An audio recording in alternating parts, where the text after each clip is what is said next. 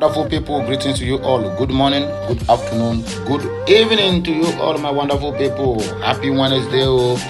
Day happens to be the middle of the week. I don't come again. I don't land like Land Rover with this a blockbuster headline called Breaking News. Simon Ekpa, he don't carry Ubunga message. You can't give all the oil companies in the southeast. Hey, my brother, I don't say this man. This our self-acclaimed prime minister is a controversial human being. Who knows what he sent to the oil companies, whether he don't conclude arrangement on how to evict all of them from our southeast. Anyway, share my wonderful people. Now here we go take start our news. If you never subscribe to my channel, make it do what? Care, endeavor to do that ASAP.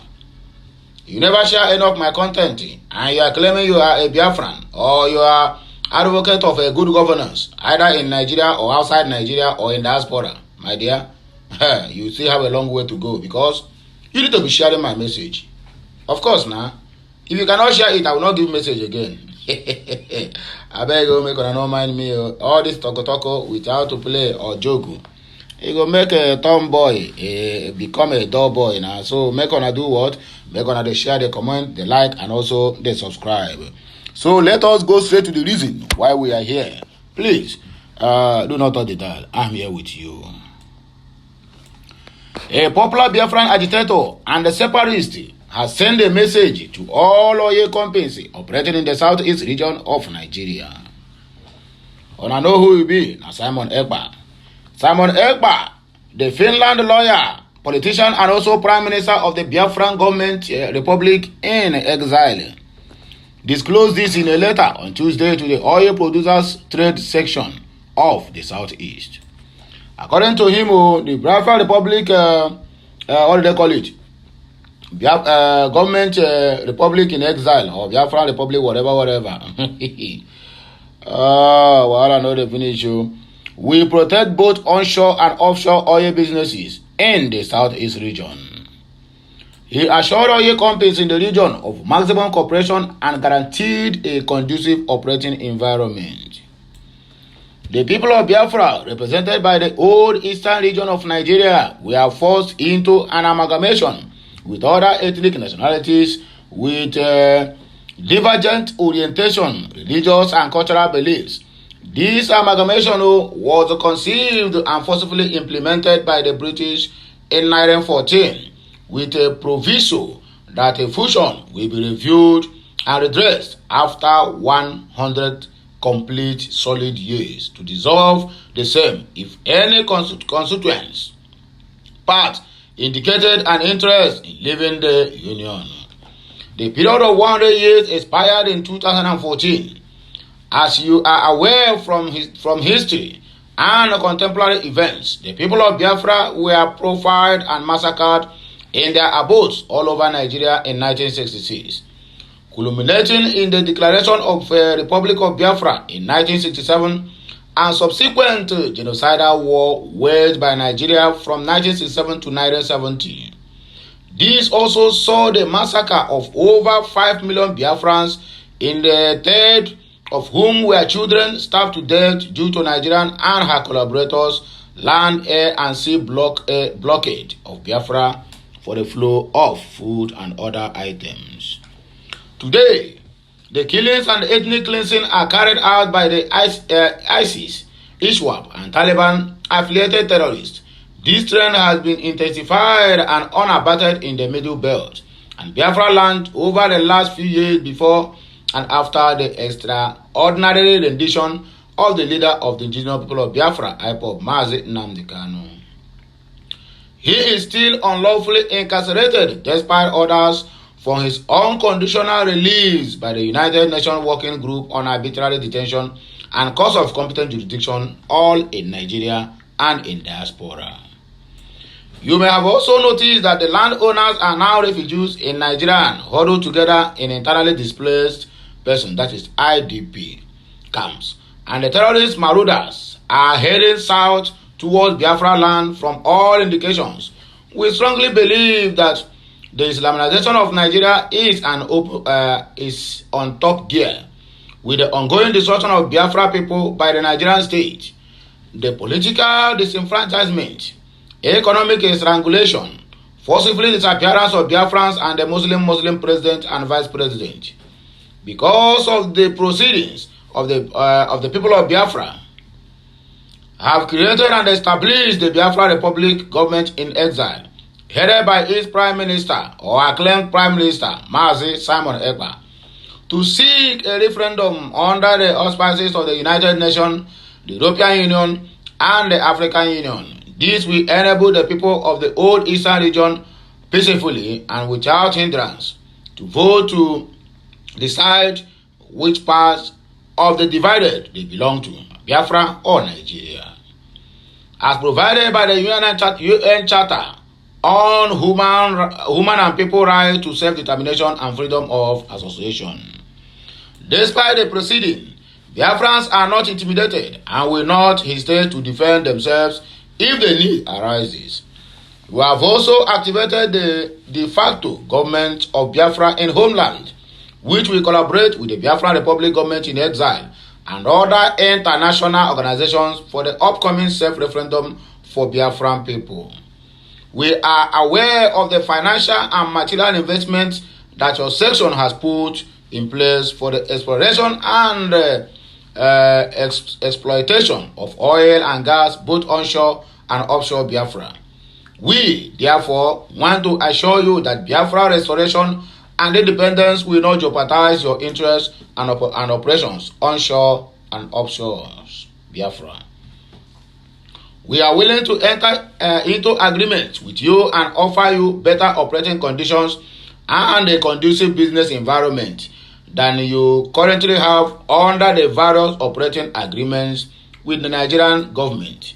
I thank you all for your anticipated cooperation. This news is coming to you by self-acclaimed Prime Minister of Biafra Republic in exile, or Biafra government in exile, Simon Lalong Ekpa. So that's what the thing take you. I hope you people are hearing and listening very, very careful and very, very attentively. That is the news I brought you this morning, and I hope this one will make your day. Rivers, Pastor Okorafor to die by hanging for impregnating and buying chorister and others. This one, this one a big mess. This one no be joke. Anyway, now all this our so-called pastors, all this our so-called man of God, are be God of man. Because now them now people they worship instead of worshiping the God that they claimed they are worshiping. How can you go to church and the pastor will put you under oath? Any day you didn't come to church, it will seem to you that you have missed heaven simply because of the fear in you that the pastor or whoever you call, whatever he call himself, will cause you or put you into a condition that you will not get out of it. All is wash, all na wash. According to Ndiguregu. Rivers State High Court sitting in Port Harcourt has convicted and sentenced by hanging the general overseer of a church in Oyigbo, local government area of Rivers State, Chidi Ebere Okorafor. Okorafor was sentenced on Monday for killing 3 people, including the choir mistress of his church, whom he impregnated. The trial judge, Justice S.O. Benson, in his judgment said the evidence and confessional statement by Okorafor proved that he do what? He buy the church, the choir choristers or the choir mistress. Olumma Nwagba, her friend, Chigozie Ezenwa, alongside her daughter, Chrisabel Ezenwa. Man and daughter. Justice Benson ruled that the pastor should be killed or should be by hanging or by lethal injection. Operating on the Rivers State Police Command had on December 17, 2018 arrested Pastor Okorafor following an alarm raised by the husband of the late Ezenwa. The victims were killed or were acquired by the pastor on December 11, 2018. At 2 different locations in a community in Oyigbo, local government area of Port Harcourt. My people, wonders shall never end. Oku Olokoro community accuses Michael Okpara University of land grabbing. How many years does this happen? Anyway, I still believe there's old people that will help to tell the history of how it started. The indigenous people of Oku Olokoro Autonomous Community in Umuahia South local government area of Abia State have accused the Michael Okpara University of Agriculture of allegedly planning to take over their farmlands without due process. Okay, this one is just currently. They have also maintained that the community has no agreement with the management of the university on the acquisition of their lands to whatever purpose or usage it is. In a statement signed by the President General of Oku Olokoro Autonomous Community Chief Uzodimma Igbere, the people of Oku Olokoro warned that they would not fold their arms and watch the institutions take over their only source of livelihood, which is their lands. They appealed to the Abia State government to immediately call the university to order, as according to the statement, the survival and well-being of the indigenous people of Oku people is dependent on the lands in questions. We are aware that the university is making a clandestine and frantic efforts to forcefully take over our lands without due process, and this portends danger and a deliberate act to destabilize the state of peace in our land. The community noted that they held a number of inconclusive discussions with Michael Okpara University, and we are patiently waiting for further actions in the negotiation, which never happened. But surprisingly, we have discovered that the university is making desperate efforts to wantonly and unilaterally finalize the acquisition of both our habitats and farmland forcibly. Uzodimma Igbere further said. The Oku Olokoro people said the intervention of the Abia State government and the halt in action by the University of Agriculture will nip the looming danger in the boat or in the mud. The allegations from Oku Olokoro are coming 2 months after some women from another Olokoro autonomous community, Uzi Amizi, staged a protest claiming that what do they call it? The university MOUAU was encroaching on their own farmlands. The traditional ruler of Uzi Amizi, His Royal Highness Eze Cyril Ogbenna, who spoke to the press on the land issue, said he was aware of the protest by women of his community. Efforts to hear from the management of the Michael Okpara University of Agriculture, Umudike, were not successful, as the public relations officer of the university, Adama Odefa, said he was not in the right position to speak about the matter, but promised to get back to the reporter, according to them. Several efforts made to hear from her were not productive, as she did not reply to 3 messages sent to her WhatsApp line.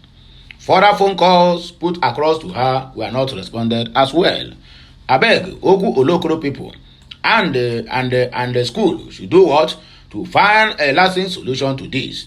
I don't want to hear tomorrow that there will be a confusion, or there will be what do they call it? There will be a land dispute between the community and the university. And in other words, if I may ask, what gives the university the audacity to be grabbing people's land without their consent, or without due process and consultations? It is not done, and that is not our culture. So whatever you people found on that land, if you find anything gold, or you found crude oil or whatever, go to the due process, negotiate with the occupants and inhabitants of those lands before you can grab it. So not everything you people have to do it through the backyard. It is never done, and it's not a welcome development. Tinubu needs to be opposed, not supported. Sam Amade, the director of Abuja School of Social and Political Thoughts, Sam Amade, has said President Bola Tinubu needs to be opposed.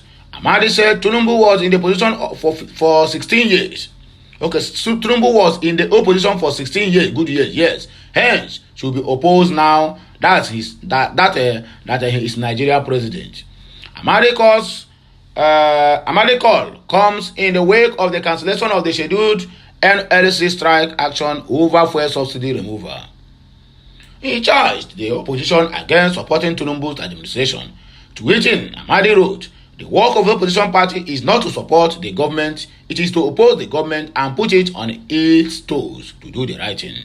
For 16 good years, He didn't support the ruling government. He opposed it. Now he needs the opposition to oppose him as well, not support him. So let's see what happens. According to Sam Hamadi, this is coming at a time when the Nigerian Labour Congress, NLC, called off its proposed Wednesday nationwide strike.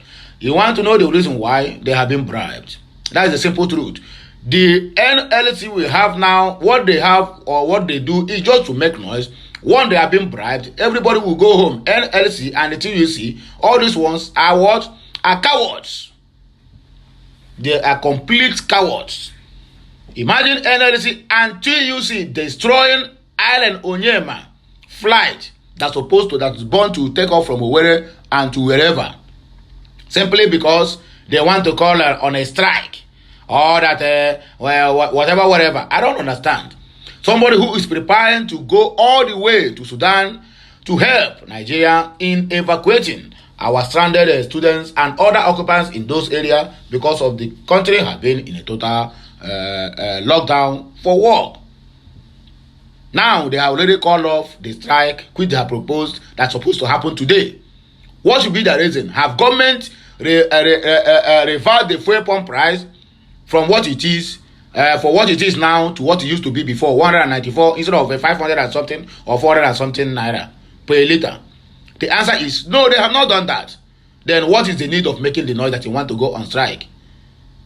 Nigeria can never be the same. With this set of people, I don't know why. Sometimes I keep asking, why is it that each time the Nigerian Labour Congress used to have a chairman, they must produce the short people. All these short people, their own bribe, they each even cover ear, nose, and everywhere. Look at Ale Ajero, what did they call him? Look at how short it is. The same thing happened when Oshomole make noise, all the whole noise he makes at a Labour Party, Nigerian Labour Congress chairman or comrade. When he went into government house as governor, what happened? He betrayed the whole people that they fighting for years, and do the otherwise. Anyway, shall let us continue with our news. Nigerian Labour Congress have proposed a strike following the removal of first subsidy by Tinubu during his inauguration on May 29th. After several meetings before the representative of NLC and the federal government, and the scheduled strike was called off. The reason they never even relate to the general public till this moment. God can use Tinubu to turn Nigeria around. Pastor Chris Okafor. Well, that is what we are praying. Nobody is disputing the fact that the old man should not work, but let him have the interest of the poor masses at heart. The poor masses are not asking for much. Give them security, give them good roads, give them water and light. You can as well sip the whole crude oil, sell it, even if like, drink it with all your family. They don't care. That is what the common man in Nigeria is asking. Did they ask too much? The answer is no. They never ask too much. Give them 24 hours uninterrupted power supply. And let me assure you that Nigeria will never be the same. The government we have here is taking our funds out there. It's only the Nigerians are the ones developing Nigeria. The government, all their politicians, where are they getting mansions? Look at Dubai. Dubai is okay now today. Dubai is shining. Singapore is shining. Half of what is there, all those skyscrapers, belong to Nigerian politicians. How many skyscrapers do they have in Nigeria? Most of them say, by criticizing P2B, that P2B have a shopping mall in Abuja. All these ones criticizing P2B, ask them, how many of them have investment in Nigeria that can employ our people? Look at the presidential candidate of the PDP, Atiku Abubakar. According to the news, I heard it at the left side of my ear early this morning by 3:20 a.m. that this man have over 250 skyscrapers in the whole of Dubai, but no single Nigerian was employed in those projects. You see it? But they are criticizing P2B that have his own in Abuja simply because he was selling imported goods. And they are criticizing him. Why must you build this and sell imported goods? What do you want him to sell? You want him to be selling Boko Haram and Iswap or what? That is Nigeria for you. Our police here will go out there and see the young men and women who is doing everything humanly possible to better their life inside their own country. They will chase them away. And they will resort to traveling abroad for greener pastures. What a word. We pray that he will do well. But let him not turn Nigeria into a one-country party. Because that's exactly what he will do. He have already used El-Rufai to speak what they are about to do, what they have planned to do. That the Muslim ticket, which is the APC, will continue ruling the country 20 years and unending, both in Kaduna and other parts that APC have occupied. Are you hearing me now? Pastor Chris Okafor, founder Grace Nation International, has said he has huge respect for President Bola Tinubu. He also said God can use the former Lagos herdsman to turn things around in the country. Pastor Okafor, who said ordinarily he is not a fan of President, described him as a focused personality who refused to be moved by all manner of negativity, publicity against him. Okafor spoke to journalists at his office inside the Grace Nation International, also known as the Liberation City in Lagos State, where he insisted that he does not dabble in politics and had his reservations about the former Lagos governor contesting for the presidency. He said, even now that Tinubu has become the president, I still have my reservations. I would have preferred that he did not contest at all, he told journalists. Having said that, the cleric added, I must admit I have also come to respect the man in a way. I don't know too many men his age who can withstand what he endured before, during, and after the election. According to him, the president was insulted, abused, and called all sorts of names, but he just kept his eyes on his target, which was becoming the president, and continued to work towards it, and even went ahead to campaign in every part of the country. He said, the president stayed calm till the end. The man of God described the president as a strong man. For Stephen People's mandate, asked if he thinks Tinubu's government will do well, he added that it was too early to say, and as a pastor, he tried very hard not to get involved in such predictions, pointing out that God can work in mysterious ways and can use Tinubu to turn the country around for good, even if a large number of Nigerians don't like him. If you call months before the election, I released a prophecy saying that the man most people want to win the election will not win it. It is the most despised man that will win it. But if I ask you now, Pastor Chidi Okafor, Pastor Chris Okafor, are you telling me that this man won the election or he rigged the election? Because you say you don't want to dabble into politics. Yes, you have already dabbled into it times 1,000 folds. You prophesied before the election that a man who has been despised, a man that have controversy over even where he came from, will be the one to win the election. Is that what you are telling us? Which God tell you that one, please? Tell me that God, please. Which God tell you that one? Make una stop this on try and lock a prophecy. Or look at what a premate said the other day. That a prophecy is different from a prophetic declaration. Simple language to confuse the gullibles and be collecting what they have to live a flamboyant lifestyle. What are they try? Continue with your this thing, with your what would I call it? With your predictions. Somebody who is being despised. So I telling me that somebody who has been despised go all the way to buy everything that is buyable, to buy almost even Buhari. They bought him over so that he will support all this shenanigan that is happening, or this rascality in our government houses. Presidential Election Tribunal, judicial correspondence ambush me, P2B speaks. The 2020 presidential candidate of the Labour Party, P2B, on Tuesday said some newsmen ambushed him at the venue of the Presidential Election Tribunal in Abuja. According to a post by Obi via his Twitter account, the newsman wanted him to speak on the ongoing petition in which he is challenging the victory of President Bola Tinubu of the All Poverty Congress APC at the February 25th general elections. However, the Labour Party candidate in response told him he couldn't make comments on the matter because the case is already before a court of law. He wrote, "As I attended my ongoing petition case at the Court of Appeal today, Tuesday, June 6, 2023, judicial correspondents ambushed me at the entrance of the court and demanded that I should talk to them about the case that is already in court. Who sent you people? ABEG." Because they are waiting to hear him. Whatever he said now, we even use against him in that same court of law. What a word. And when I told them I don't speak on the matter before the court, they insisted that I should comment on the subsidy removal, which the government representatives were touting that I am in support of.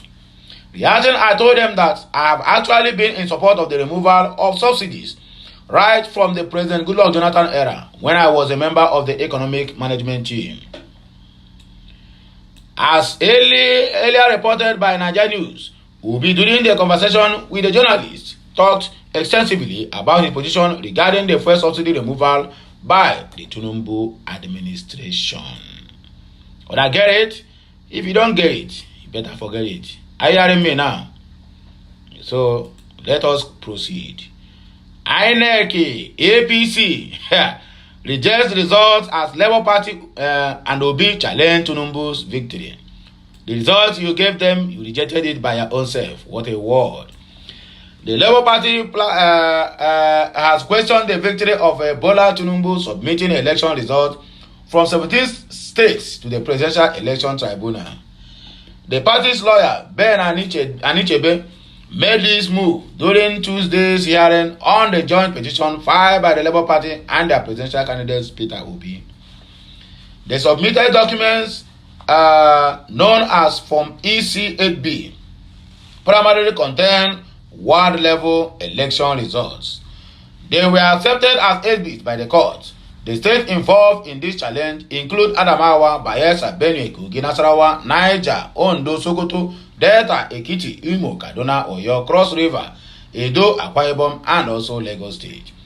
The Independent National Electoral Commission (INEC), represented by Kemi Peyero, contested the admissibility of the documents. This stance was also taken by Mike Igbokwe, who is representing President Tinubu and the Vice President Kashim Shettima. The All Progressive Congress APC, represented by Lawan Yusufa, similarly raised an objection, but all respondents stated they should reserve their objections until the final address. The hearing on the petition has been postponed to June 7, which is today. President Tinubu, the flag bearer of APC, was declared the winner of the 25th February election with 8,794,726 votes. However, this result is being disputed by the Labour Party's Obi and People's Democratic Party (PDP) candidate Atiku Abubakar. Initially, the Labour Party declared they would challenge Tinubu's victory in only 18 states, and that is where we are at this point in time. So we are going to take our last but not the least news. When can Nigeria do things well? Nigeria want to run a Nigerian Air. What they did is to go to hire a flight or jet from Ethiopia. While we chartered Ethiopian Airlines aircraft, Nigerian Air acting MD confesses, "Hey, while I know they finish you." The acting managing director of Nigerian Air, Captain Dakpo Ulumide, has explained why an aircraft was chartered from Ethiopian Airlines for the unveiling of Nigerian Air with a Nigerian logo. Recall that Ethiopian Airlines ownership of the Boeing 737-800 series aircraft flown into Abuja from Addis Ababa, capital of Ethiopia, on May 26, made the news shortly after the unveiling ceremony of the Nigerian Air without a single aeroplane. Nigeria country is a shame unto you. Nigeria is a joke. I keep saying it. This country is a joke. If you want to catch cruise, just log into Nigeria, you begin to catch your cruise. Don't even need anybody to tell you anything. The aircraft was said to have taken off from Addis Ababa, Ethiopia at 9:55 a.m. on May 26 and landed at the Nnamdi Azikiwe International Airport, Abuja at 12:45 p.m. Speaking shortly after the aircraft landed, the Minister of Aviation, Hadi Sirika, expressed delight that after a very long, tedious, daunting and difficult path, the project has taken off. This same person who told us he spent 12 billion naira just to purchase 10 fireworks, 12 firefighting truck. That means each truck cost 1 billion naira. Nigeria on a way done. They said Nigerian Air was later unveiled with registration APL at the General Aviation Terminal of the Abuja Airport. The development, however, was received with mixed reactions among Nigerians, Nigeria News reports. Subsequent findings revealed that the aircraft flew for its original airline up to 4 days before it was brought to Nigeria. It was again gathered that it embarked on a trip from Addis Ababa to Tel Aviv in Israel. The flight history of them from Flight Trader, a popular flight tracking website, revealed that the aircraft operated between Tel Aviv and Mogadishu, Somalia, still on May 21, 2023. On 20th May, it operated both Mogadishu in Somalia and Beirut on 20th May, while the previous day, it also serviced Beirut, the capital of Lebanon. My mandate was to secure operating certificate for necessary to operate it, according to the aviation minister. Speaking on Tuesday, when he approached or appeared before the Senate Committee on Aviation, Olumide explained that Nigeria Air had yet to secure an operating license for full flight operation, saying that the processes were still in the early stages. According to him, the aircraft were used pending the completion of the process required for the airline's operation. He said his mandate was to secure an air operating certificate for the airline, not necessary to operate it, but to secure a license to fly. The aircraft that came in and left was a legitimate charter flight. Any one of us here, if we have a destination wedding in Senegal, we can charter an aircraft. You don't need to have a license to do that. You just charter an aircraft, you pay for it. It will be brought here, take your passengers, and off you go. And that's what we did. But in this case, it was to unveil the logo of Nigerian Air. Ever since 2018, all you have ever seen about Nigerian Air were pictures, drawings, not the real aircraft. And we thought it was time to show what the real aircraft will look like, also to let shareholders see. We have institutional investors. They are not in aviation, but they are putting their money to 10 to 15 good years. So they need to see what the actual aircraft will look like. So we brought it in here to show them what the aircraft will look like. Then the social media dimension came into it. For us to get the license, which is my mandate, we must, among other things, have 3 aircraft before the NCAA will give us a license, and those 3 aircraft must be Nigerian registered aircraft, Olumide noted. He added, so when this aircraft came on a chartered flight, everybody said, we have launched Nigerian Air. There are learned people in the aviation industry who could have countered that when social media came out, but they chose not to because they know that you are telling lies.